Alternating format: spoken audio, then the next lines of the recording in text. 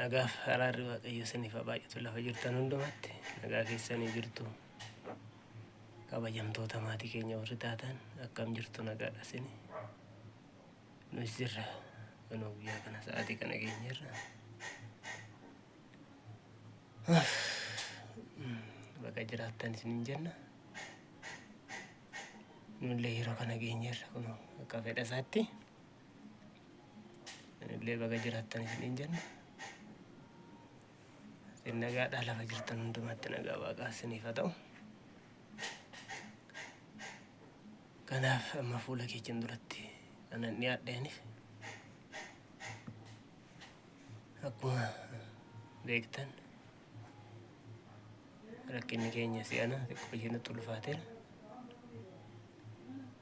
Haalli jiru hundumti isaatu egaa Waaqayyo guyyaa waan jaallate haa godhu malee baay'ee ulfaataadha. Egaa karaa waan itti waan jennu wallaallee akkaataa itti dubbannus wallaallee falas kan ta'uusaa falasaa dhabne amma dandeettii keenya yaalleerra. Mana dandeettii keenya mana qorichaattis karaa kadhataatis yaalleerra. Waaqayyo silas karaa qaba. Akkuma kaleecha viidiyoo hojjette inni uffata ishiillee fuudhee mana kadhataa dhaqee amma lafaa ol ka'utti dadhabaa waan jirtuuf egaa karaa tokkollee odoo hiikamteennaan hin ulfaate guyyaa malee waan ta'u qormaatichi baay'ee nutti cime, baay'ee nutti ulfaate. Kanaaf amma fuula keechanitti kanan dhiyaadheef namni waa rakkatu maleedha. Yeroo tokko tokko karaa irratti ba'ee hin kadhatu. Nama ciibsanii karaa irratti gaafa sharaa beeksisa baasanii gaafa kadhatan yeroo baay'ee warra rakkatee waan salphaa namatti fakkaata. Amma dandeettii kiyya egaa karaa sittis achittis asitti fiigee gajjaa sadiitii kun hin argitu. Amma immoo dubbii ulfaataa ta'eera. Kan dhukkubaa kan garaa ishee keessa jiru yaaddoon itti ta'e. Kanaaf yaaddoo kan hundumaa immoo karaa itti keessaa bahu immoo falasaa dhabe. Nama sinxaarsu fira sinxaarsu jedhee kophaa baay'een itti hidhame. Egaa dhamaatiin kan koo fala fiduu hin dandeenye. Akkuma argaa jirtan kinoo erga guyyaa sadiitti bakkee kanaan kaane. Kanaaf yoo isinii danda'ame amma karaa waldaa Araaraafichaa tasfaa kan hin kutatin abjuudhaanis isatu naa kadhata. Isatu harkarra kaayee naa kadhatetti abjuudhaan yeroo baay'ee natti himti. Achi dhaquudhaaf immoo akkaataa kanatti ciibsee humna hin qabu, konkolaataa ofii kootii hin qabu. Geechaa achumatti illee wanta ta'e ta'urra jedhee isin rakkisuu barbaade. Yoo isinii danda'ame namoonni isinii danda'ame akkana bukkee dhaabattan isiniin jedha. Akkasin bukkee dhaabattan lafa sanatti tiraanspoortiin lafa sana dhaquun hin qabu. Tuun achi ga'ee achumatti illee waan tokko fala tokko karaa tokko argadhe waan tokkodha. Kanaaf yoo isinii danda'ame na bukkee dhaabadha. Achumatti illee geechee gastaawusii qabadhe akkana bukkee dhaabattan isiniin jedha. Fala dhabneerra nama biraas Waaqa biraas.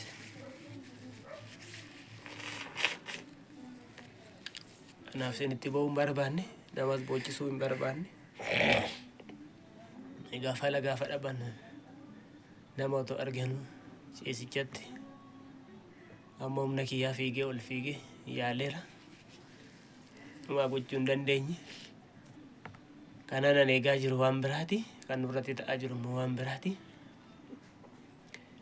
Kanaan jirtu dheengadda operaasyoonii goonaa jennaan hospitaala fudhadhee galee operaasyooniin gootanii giddi madaa lama baattee akka itti duuti waan jedhuun yaadda'een fudhadhee galee hospitaala. Mammaatti kun afaalliin jiru dhiigatu keechaa dhangala'a. Namni ciisichatti bakka ciisichaatti amma kana rakkachuu jechuun baay'ee ulfaataadha. Du'uun gaariidha. Otoo du'anii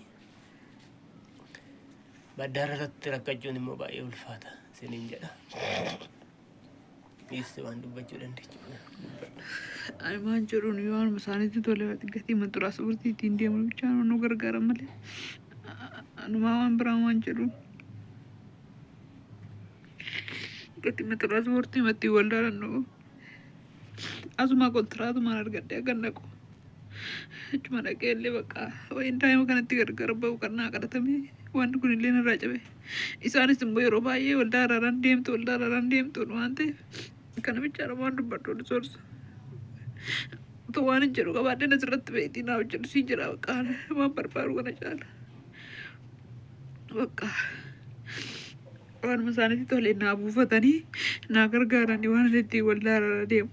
Kana malee waan aangoodhi waan ittiin nyaadhu ittiin dhugu hin jenneeni waan ittiin lubbuun koo daa'ima kana wajjin gargar ba'u bichaa. Kadhatanii immoo deemuun cubbuu qabaatu cubbuu qaba malee kanuma jedhaa bakka lorsa.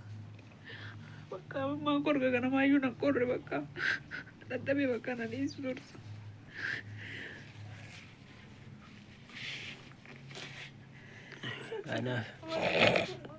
Kanaaf waan baay'ee isinitti himuu hin ulfaata.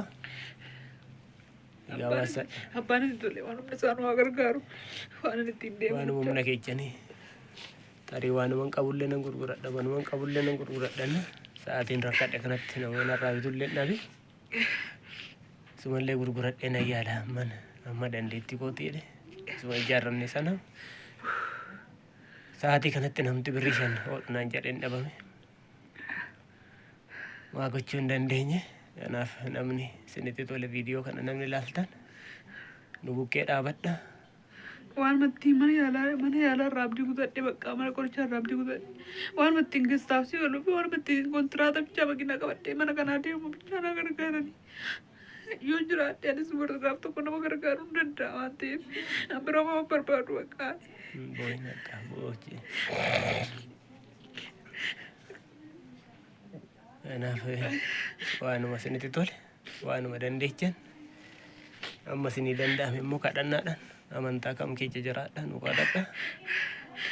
Egaa Waaqayyo nu salphisu jennee guyyaa guutuu amanachaa turre.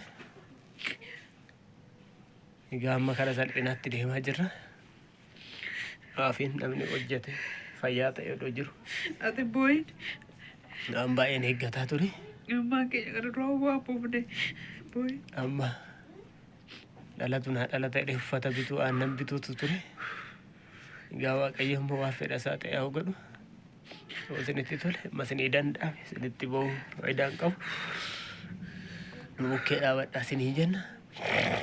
Yoo dadhabdan illee sheer godhaa warra danda'an biraan nuugaa warra na gargaaruu danda'an biraan akkasin mana namaa jettan nan beeka. Tarii namni maallaqaan na gargaaruu dadhabdan yaadaan illee warri yaadaan na gargaaruu dadhabdan immoo warra na gargaaru biraan nagaa viidiyoo kana kutaati. Akkuma beektan TikTok irratti rukutuu dandeessan viidiyoo kana kutaati. Nama lubbuu koo mana waldaa araaraa geessee naa oshi bichaa biraan nagaa. Uumaa isin hin barbaadu kana caala. Fayyaanuu ta'aa eebbifama waan dhaggeeffattan hundumaaf.